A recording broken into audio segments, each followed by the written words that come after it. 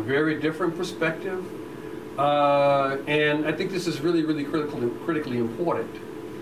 And so I'm interested in seeing how both challenge and reconfigure how we understand the African experience writ large. With that said, your question points troubles the way in which we conceptualize diaspora and who precisely belongs to diaspora. What are the constituent elements of it? And so if we're going to talk about a kind of post-World War II phenomenon or set of phenomena, much of which is involved with immigration, and put that into conversation with the movement of Africans by way of the Atlantic, Red Sea, Indian Ocean, Sahara, into other parts of the world, which was forced, right? Then it really does provide an opportunity to have a complex, difficult, but really necessary conversation, about, what are the complementarities, what are the relationships, are there relationships, are these communities, how are they related? And that's an important conversation to have. Yeah, so I appreciate the question. All right. Hussein. Oh boy, here we go. I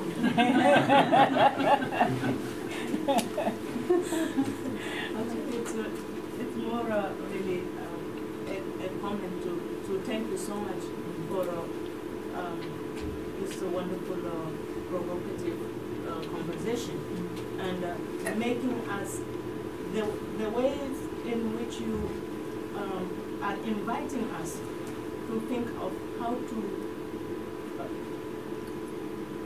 the place of language, that how the violence of language and the violence of theories in excavating past to reproduce a present that is quite problematic. So if I want to be more explicit, how you take us in your analysis in terms of the ways African history was written as more a history of the visitors of Africa and what is taken out of Africa to produce labor, to produce capitals that really make the Western world what it is, and yet deprive Africans of the access to the benefit of that.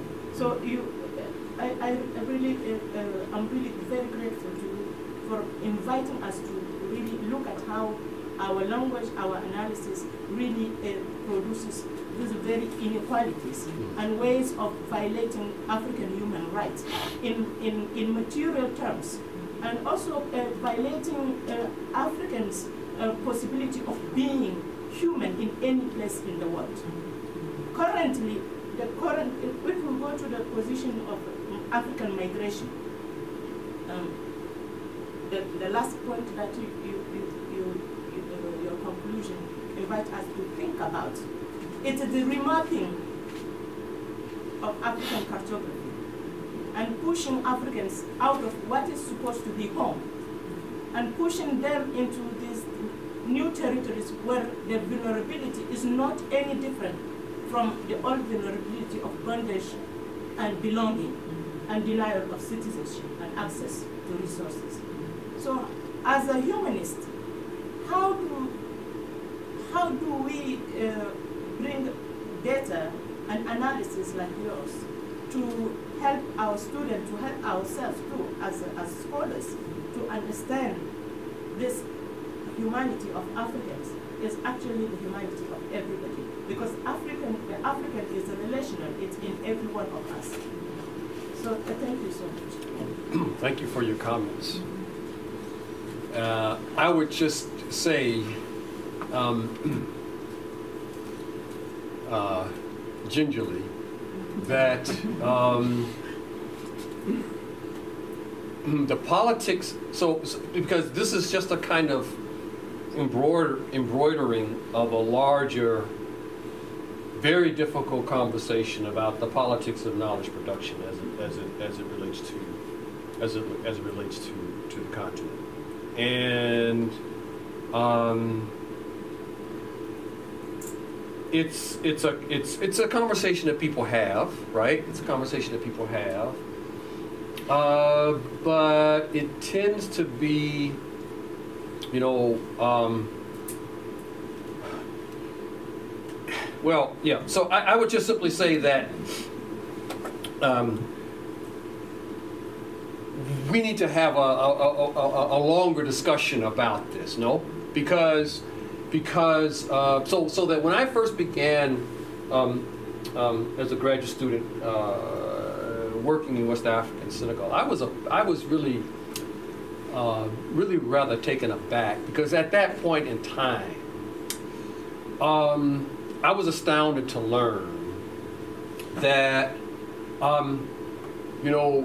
it was still expected that African scholars who wanted to be credentialed,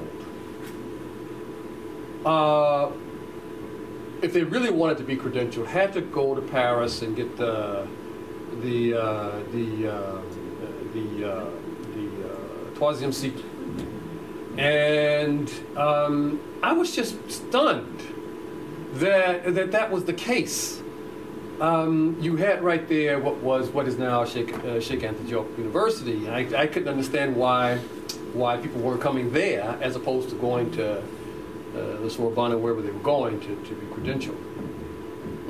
What am I trying to say? I think that I'm trying to draw an analogy between what was what used to be a very unacceptable situation, and one in which I'm not so sure that there's some, and many of you may disagree with this, but some facsimile thereof that's developing in the literature. And this is the point that I was trying to make with respect to the ways in which Africa is discussed, the ways in the kind of terminology that I read in the literature feeds upon itself, builds upon itself. The idea of, so, there's been this whole discussion about the complexities of colonialism and the colonial turn for the purpose of getting beyond, these kinds of simplistic dualities, and I understand that. But sometimes I'll read a book.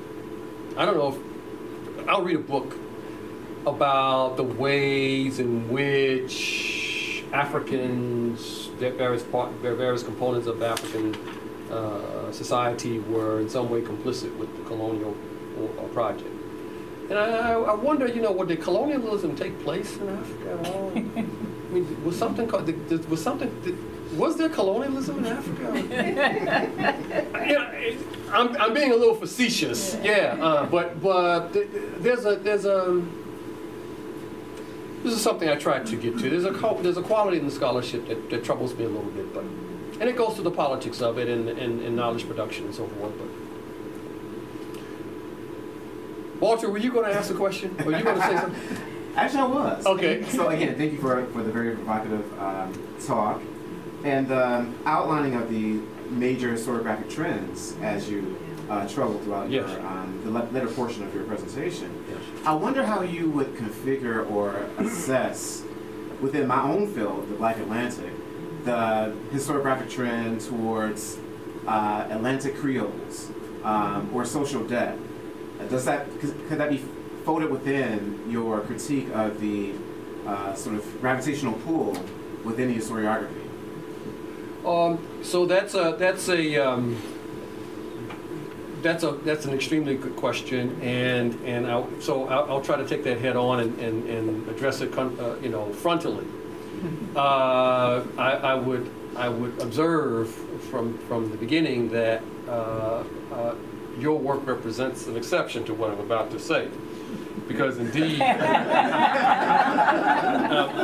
because indeed you take Africa very